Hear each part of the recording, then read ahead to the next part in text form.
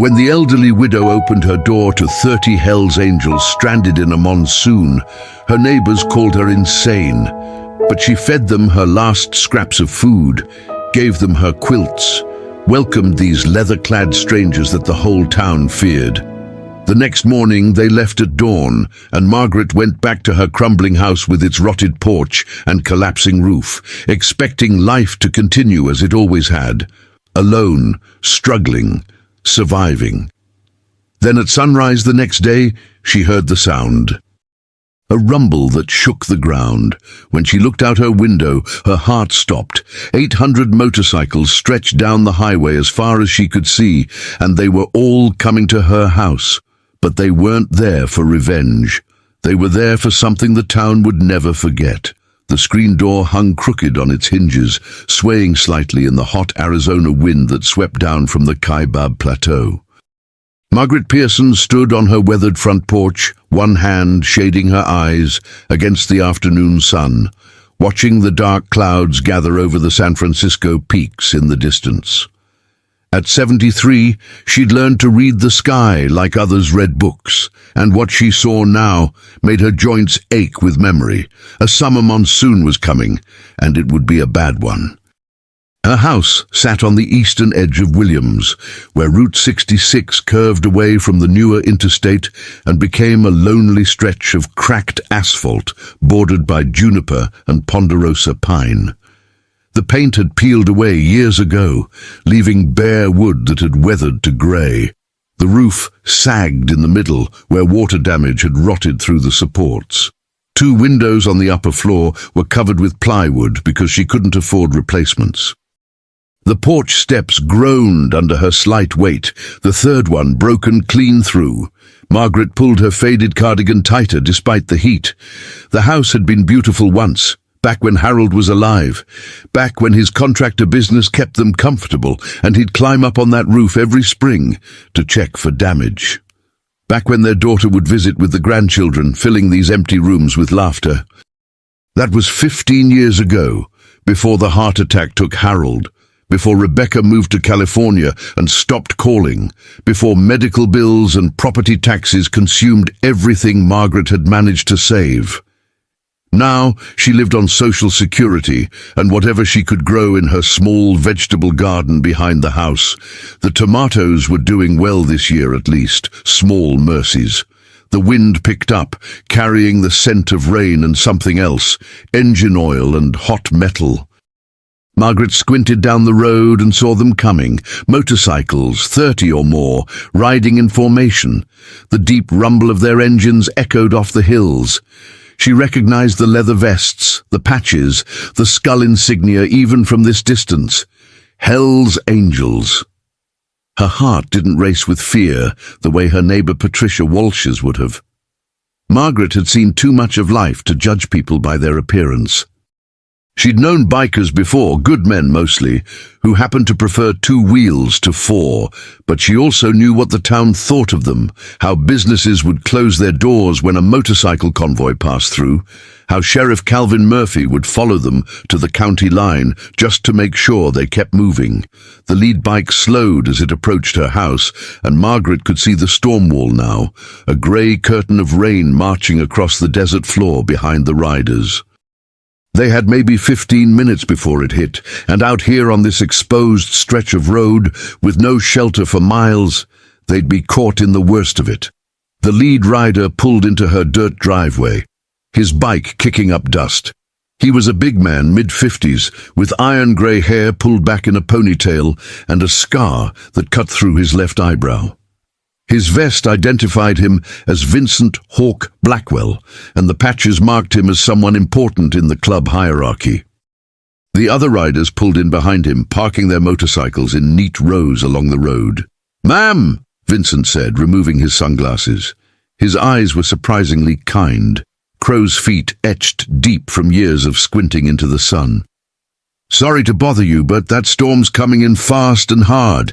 Is there a garage or shelter nearby where we could wait it out?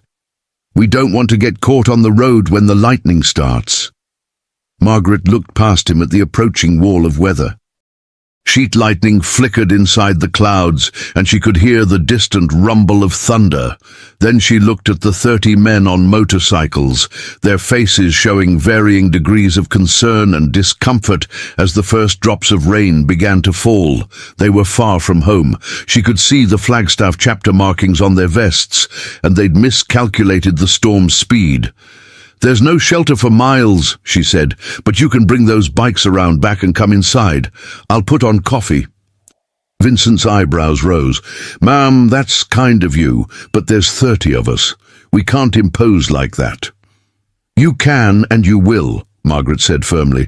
"I've got 4 walls and a roof, and it's about to come down hard. Now move those bikes before they get soaked." Another rider pulled up beside Vincent, this one younger, but with the same weathered look. His vest identified him as Russell Forge Carver. "Hawk, we should—" "I heard the lady," Vincent interrupted. He looked at Margaret with an expression she couldn't quite read. "You sure about this, ma'am?" "I'm sure. Now hurry up."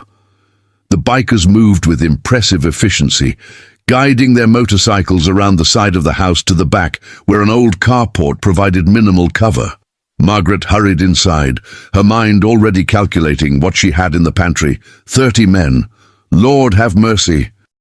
She had 2 pounds of ground beef in the freezer, 3 boxes of pasta, canned tomatoes, green beans from the garden, and the bread she'd baked yesterday.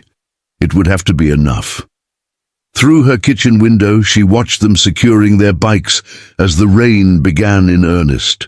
Within seconds, it became a deluge, the kind of monsoon rain that turned roads into rivers and washed out low crossings. Thunder cracked directly overhead, and Margaret saw several of the bikers sprint for her back door. She opened it before they could knock, and they filed in, water streaming from their leather vests and boots. They were polite, almost painfully so, removing their wet jackets and boots without being asked, arranging them carefully by the door so they wouldn't drip on her floors.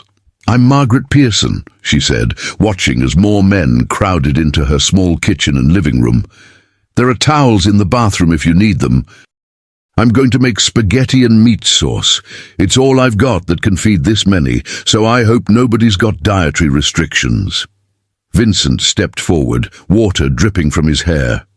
"Ma'am, Margaret, you don't have to feed us. You've already done more than enough just letting us in." "Nonsense. You're guests in my home and guests get fed. That's how I was raised." She turned to her ancient stove and began pulling out pots. "There's a TV in the living room if you want to watch the weather, and the bathroom's down the hall. Make yourselves comfortable. This storm will blow through in a few hours." She could feel them exchanging glances behind her, could sense their confusion at being welcomed so readily.